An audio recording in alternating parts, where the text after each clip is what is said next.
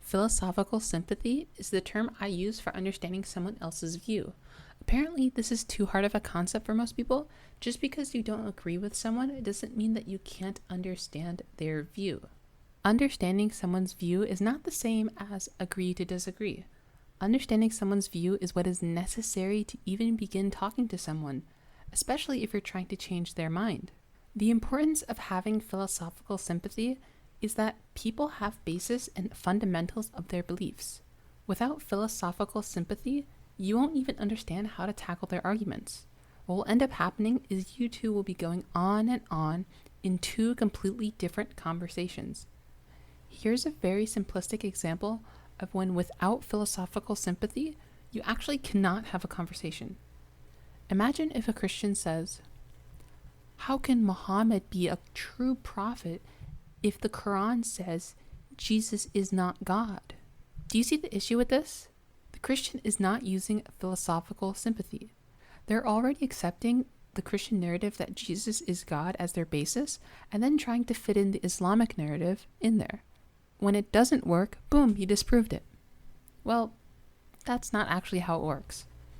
Well, Noor, what else are we supposed to do?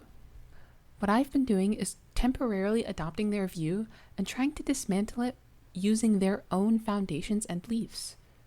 However, in order to do this, you need philosophical sympathy so that you can understand where to begin and how to tackle it.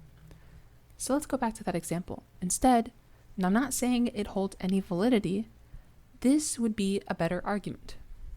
Muslims say God is one, but in the Quran, your God uses plural pronoun we. See, in this case, they're attacking Islam from within Islam, using Islamic concepts such as Tawheed. Now I get it, it's very hard to not use your views. Obviously you hold them because you think it's correct and that other views are incorrect. But try and have sympathy and genuinely try and understand why they have those views.